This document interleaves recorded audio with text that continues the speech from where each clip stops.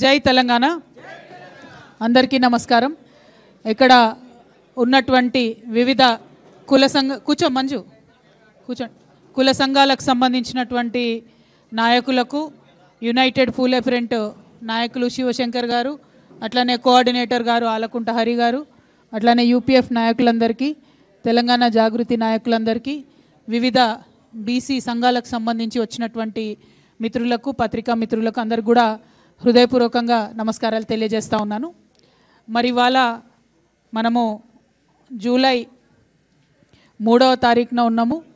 July 17వ తారీఖు నాడు BC bill సాధించుకోవాలనేటటువంటి ఉద్దేశంతో యునైటెడ్ పూలే ఫ్రంట్, తెలంగాణ జాగృతి కలిపి రైల్ రోకోకి పిలుపునిచ్చినటువంటి విషయం మీ అందరికీ తెలిసిందే। మరి ఈ సందర్భంగా అనేక సంఘాలకు సంబంధించిన నాయకులను, అనేక మంది పొలిటికల్ పార్టీలకు సంబంధించినటువంటి నాయకులకు కలిసి మద్దతు ఇవ్వమని చెప్పి కోరడం జరిగింది। ఈ సందర్భంలో అనేక రకాలైనటువంటి స్టేట్మెంట్స్ మనం చూస్తూ ఉన్నాం, అనేక మంది మాట్లాడుతున్నటువంటి అంశాలను మనం గమనిస్తూ ఉన్నాం। మరి ఈ సందర్భంలో మళ్ళీ ఒకసారి బీసీ బిల్లు ఇప్పుడు ఎక్కడ ఉంది, దానికి కారకులు ఎవరు, అది పాస్ కావాలంటే ఏం చేయాలి అనేటటువంటి అంశాల గురించి ఒకసారి పునరాలోచించుకోవాల్సినటువంటి అవసరం వచ్చింది। బీసీ బిల్లు రాష్ట్రం నుంచి పాస్ అయ్యి రాష్ట్రపతి గారి దగ్గర కేంద్రంలో ఉన్నది। మరి అక్కడి నుండి వెనక్కి రావాలంటే భారతీయ జనతా పార్టీ చొరవ తీసుకోవాల్సినటువంటి అవసరం ఉన్నది। కాబట్టి నిన్న భారతీయ జనతా పార్టీ రాష్ట్ర అధ్యక్షులుగా ఎన్నికైనటువంటి గౌరవనీయులు రామచంద్రరావు గారికి మరి తెలంగాణ జాగృతి, యునైటెడ్ పూలే ఫ్రంట్ నుంచి నిన్న మేము లెటర్ రాయడం జరిగింది। వారిని రిక్వెస్ట్ చేసినాం, అధ్యక్షుడిగా అయిన తర్వాత ఇది మీరు తొలి విజయంగా తెలంగాణ బీసీ బిడ్డల కోసం సాధించి పెట్టాలి అని చెప్పి రిక్వెస్ట్ చేస్తూ నిన్న భారతీయ జనతా పార్టీ నూతన అధ్యక్షుడిగా ఎన్నికైనటువంటి రామచంద్ర సారి పత్రికాముఖంగా కోరుతున్నాం। ఇక రెండవ ప్రధాన పార్టీ కాంగ్రెస్ పార్టీ, రాష్ట్రంలో అధికారంలో ఉన్న పార్టీ, బిల్లు పాస్ అవడమే కాదు, బిల్లు పాస్ చేయడమే కాదు, మేము ప్రధానమంత్రి గారి దగ్గరికి ఒక అఖిలపక్షాన్ని కూడా తీసుకొని పోతామని గౌరవ ముఖ్యమంత్రి గారు బిల్లు పాస్ అవుతున్న సందర్భంలో చెప్పడం జరిగింది। కానీ ఇంతవరకు దాని మీద కనీసం ఒక్క ముందడుగు కూడా పడలేదు। అఖిలపక్షానికి సంబంధించి ఏ పార్టీలకు ముఖ్యమంత్రి గారు లెటర్ రాయలేదు, అఖిలపక్షం తీసుకొని వస్తానని ప్రధానమంత్రి గారికి కూడా వారు లెటర్ రాయలేదు। లెటర్ రాయకపోగా మల్లికార్జున్ ఖర్గే గారు, జాతీయ కాంగ్రెస్ పార్టీ అధ్యక్షులైనటువంటి మల్లికార్జున్ ఖర్గే గారు ఇవాళ హైదరాబాద్కు వస్తూ ఉన్నారు। ఎందుకోసం వస్తున్నారు?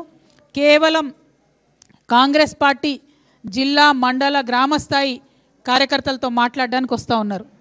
రాబోతున్నటువంటి స్థానిక సంస్థల ఎన్నికలలో వారిని సన్నద్ధం చేయడానికి వస్తూ ఉన్నారు। అంటే మీరు తెలంగాణకు వచ్చి ఇక్కడ ప్రజల ద్వారా స్థానిక సంస్థల ఎన్నికల్లో లబ్ధి పొందుదామని చూస్తున్నారు తప్పితే 42% బీసీలకు రిజర్వేషన్ ఇవ్వకుండా స్థానిక సంస్థలకు పోతామని మాత్రం చెప్తలేరు। మల్లికార్జున్ ఖర్గే గారు నేను డిమాండ్ చేస్తూ ఉన్నా, 42% బీసీలకు రిజర్వేషన్ లేకుండా ఎట్టి పరిస్థితుల్లో స్థానిక సంస్థల ఎన్నికలు నిర్వహించడానికి వీల్లేదు। దానికోసం మీరు ప్రయత్నం చేయండి। మల్లికార్జున్ ఖర్గే గారు స్వయంగా రాజ్యసభలో ఉన్నారు, ఇంతవరకు ఒక్కసారి కూడా వారు రాజ్యసభలో బీసీలకు అనుకూలంగా మాట్లాడలేదు। రాహుల్ గాంధీ గారు లోక్సభలో ఉన్నారు, ప్రియాంక గాంధీ గారు లోక్సభలో ఉన్నారు, వారిద్దరు కూడా ఎప్పుడు బీసీల కోసం, తెలంగాణ బీసీల కోసం అనుకూలంగా మాట్లాడినటువంటి దాఖలాలు ఇంతవరకు కనబడలేదు। పెద్దలు సోనియా గాంధీ గారు కూడా చట్టసభల్లో ఉన్నారు, కానీ వారు కూడా ఇంతవరకు తెలంగాణ బీసీల కోసం మాట్లాడినట్టు అనిపించలేదు। ఇదే సోనియా గాంధీ గారు, ఇదే రాహుల్ గాంధీ గారు, ఇదే ప్రియాంక గాంధీ గారు, ఇదే మల్లికార్జున్ ఖర్గే గారు మన చేవెళ్ళకు వచ్చి ఎస్సీ ఎస్టీ డిక్లరేషన్ ఇచ్చిండ్రు, కామారెడ్డికి వచ్చి బీసీ డిక్లరేషన్ చేసిండ్రు, సిద్దిరామయ్య గారిని తీసుకొచ్చి అనేకమైన డిక్లరేషన్లు చేసి సంతకాలు పెట్టి వాగ్దానాలు చేసి ఇవాళ అధికారంలోకి వచ్చిండ్రు। కాబట్టి మల్లికార్జున్ ఖర్గే గారిని మా హక్కుగా తెలంగాణ ప్రజలకు మీరు ఇచ్చినటువంటి మాట నిలబెట్టుకోవాల్సిందిగా మేము డిమాండ్ చేస్తూ ఉన్నాం। వారికి లేఖ ద్వారా తెలంగాణ జాగృతి, యునైటెడ్ పూలే ఫ్రంట్ నుంచి మల్లికార్జున్ ఖర్గే గారికి లేఖ ద్వారా మేము విజ్ఞప్తి చేస్తూ ఉన్నాం।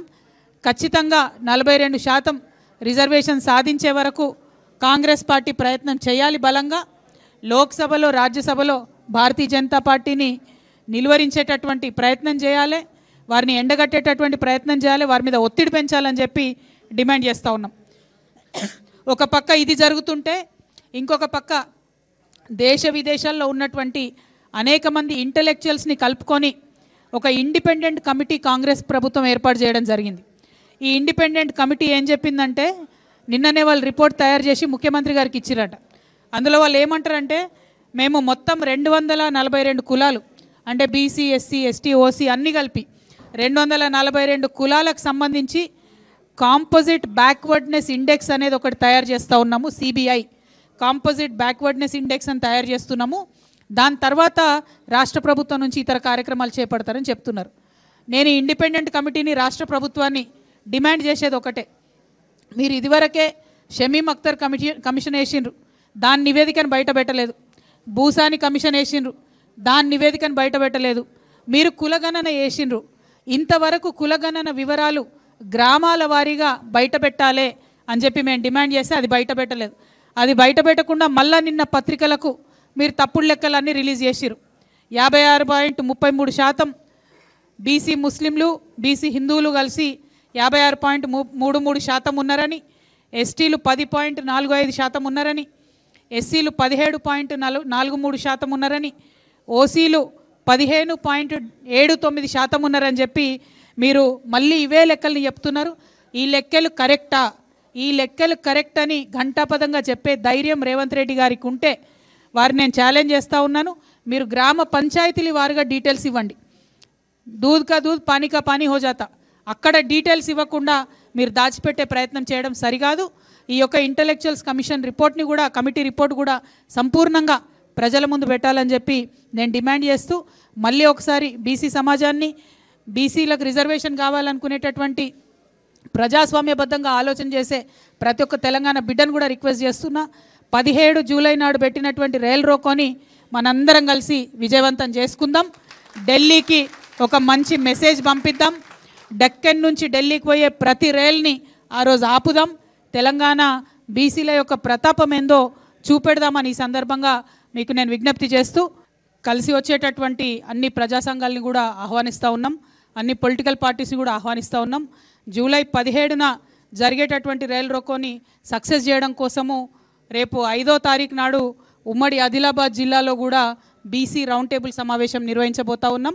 ఆ బీసీ రౌండ్ టేబుల్ సమావేశాన్ని కూడా విజయవంతం చేయవలసిందిగా ఉమ్మడి ఆదిలాబాద్ జిల్లా ప్రజలందరినీ కూడా విజ్ఞప్తి చేస్తున్నాం. 8వ తారీఖు ఢిల్లీకి పోబోతా ఉన్నాం మనందరం కూడా, జాగృతి యూపీఎఫ్ నాయకులందరం కూడా. అక్కడ కూడా ఒక ప్రెస్ మీట్ పెట్టి మర్యాదగా కేంద్ర ప్రభుత్వాన్ని అడుగుతాం, మాకు ఈ హక్కు కావాలి, మీరు బిల్లు పాస్ చేయండి అని అడుగుతాం. మరి ఆ లోపలన్నా మన రాష్ట్ర ప్రభుత్వం సోయి తెచ్చుకొని అఖిలపక్షం ఢిల్లీకి పంపుతుందని చెప్పి, పంపాలని చెప్పి కూడా మేము కోరుకుంటా ఉన్నాం. మరి బనకచెర్ల విషయంలో మీ అందరికీ తెలుసు, కాంగ్రెస్ పార్టీ మెతక వైఖరిని పాటిస్తూ ఉన్నది. ఏమాత్రం కూడా పక్క రాష్ట్రం ముఖ్యమంత్రి గారిని మరి గట్టిగా అడగలేనటువంటి ఒక అచేతన స్థితిలో మన ముఖ్యమంత్రి గారు ఉన్నారు. నిన్ననే అనిరుద్ రెడ్డి గారని కాంగ్రెస్ పార్టీ ఎమ్మెల్యే, ఆయన చాలా ఇంట్రెస్టింగ్ కమెంట్స్ చేసిండు. ఏమన్నారంటే, కేవలం బనకచెర్ల అనేటటువంటిది కాంట్రాక్టర్ల కోసం కడుతున్నటువంటి ఒక ప్రాజెక్టు, అదే కాంట్రాక్టర్లు అదే చంద్రబాబు నాయుడు గారి కోవట్లు, ఆయన మాటలు నాయి కాదు, అదే చంద్రబాబు నాయుడు గారి కోవట్లు తెలంగాణలో కూడా మోపైనరు, ప్రాజెక్టులన్నీ వాళ్ళకే వస్తున్నాయని పాపం కాంగ్రెస్ పార్టీ ఎమ్మెల్యే ఆయన గోడు వెళ్ళబోసుకున్నాడు. మరి అది వినన్నా గౌరవ ముఖ్యమంత్రి గారు తక్షణమే బనకచెర్ల మీద పోరాటం చేయాలని కూడా మేము డిమాండ్ చేస్తున్నాం. మేము ఇదివరకే చెప్పినట్టు తెలంగాణ జాగృతి నుండి ఖచ్చితంగా న్యాయ పోరాటం కూడా అవసరమైతే బనకచెర్లను ఆపడానికి చేస్తామని సందర్భంగా తెలియజేస్తాం.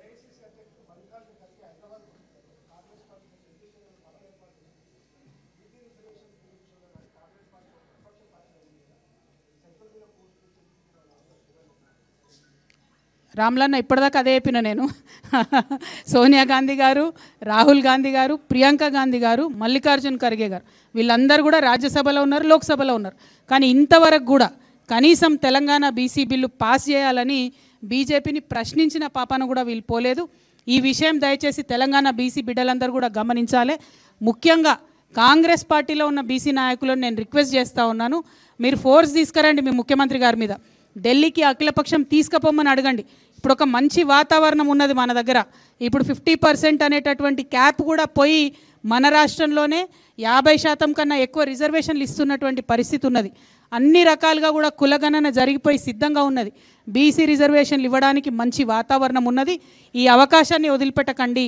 మీరు ఇది వదిలిపెట్టి లోకల్ బాడీ ఎన్నికలు జరపడానికి మీరు సహకరిస్తే కాంగ్రెస్ పార్టీలో ఉండి తెలంగాణ బీసీలకు అన్యాయం చేసినటువంటి వాళ్ళు అవుతారు. కాబట్టి దయచేసి మీ పార్టీలో కూడా మీ ముఖ్యమంత్రి గారి మీద ఒత్తిడి తీసుకురావాల్సిందిగా కాంగ్రెస్ పార్టీలో ఉన్న బీసీ అన్నదమ్ములకు అక్క చెల్లెలకు నేను విజ్ఞప్తి చేస్తూ ఉన్నాను. బీఆర్ఎస్ బరాబర్ కోఆపరేట్ చేస్తుంది కదా, నేనే బీఆర్ఎస్ కదా, మీరు భలే ఉన్నారు. Thank you. జై తెలంగాణ.